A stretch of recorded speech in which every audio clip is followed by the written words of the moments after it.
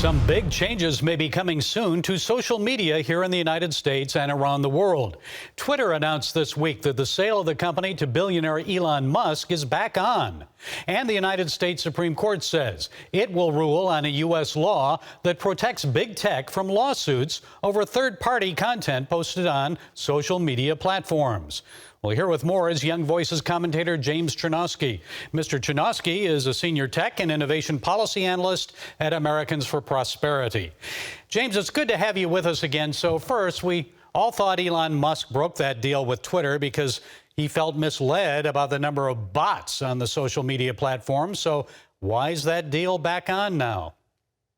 That's a great question. Thanks for having me on. I think that this whole ordeal with Elon Musk and the process of buying Twitter has been nothing short of turbulent, to say the least. So basically, he wanted to buy the company, and then, as you mentioned, he felt misled about the bot numbers, but he did waive due diligence. And I think it was becoming increasingly apparent, looking at his legal options with this lawsuit he has in the Court of Chancery, that it might not go his way. So I think that ultimately, at the advice of his lawyers, it made sense for him to go and send that letter to Twitter to suggest that he is willing to go back and continue with the purchase of Twitter at that original price of $54.20 a share, because that seemed to be the way that the Chancery Court was going to rule anyway. So this is still, I think, a welcome development. I always thought that this was the best result for all parties concerned, and hopefully, fingers crossed, that this is the last time we have to talk about it and that this just happens and goes through now. Yes, I think he was facing $1 billion punishment or something for breaking that deal, so he may as well put that back into the company once he gets it. So how long will it take to finalize the deal, and what changes do you expect from Musk at Twitter?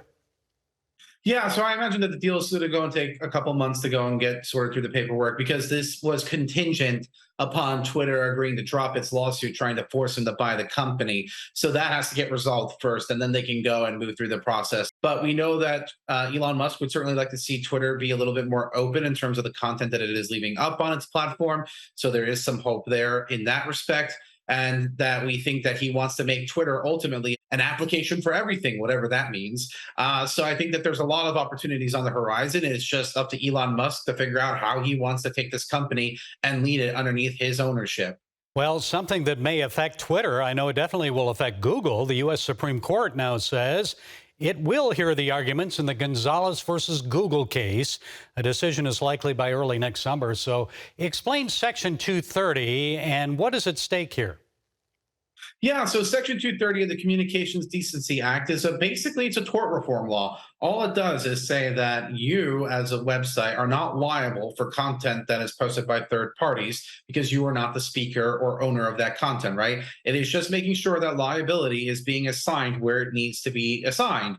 You would not hold two people that got drunk and started a bar fight.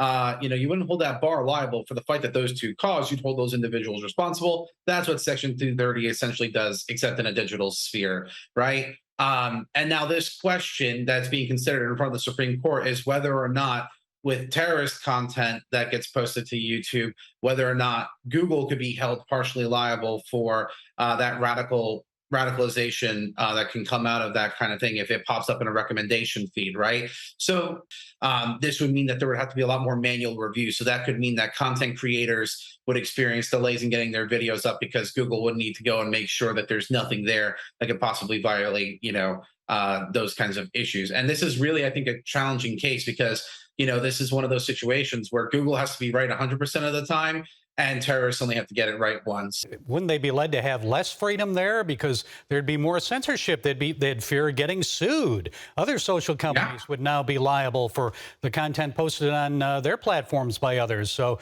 more censorship, less freedom. What do you think? If this goes against Google, it does lead to it being harder for us to express ourselves online, because when faced with the prospects of liability or hosting your content freely, they will go and cover themselves from liability. That's just an unfortunate reality of a business, right? So unfortunately, if Google is found to be held liable for this terrorist content that just, realistically speaking, slipped through the cracks, they take a lot of action against this kind of content already, right?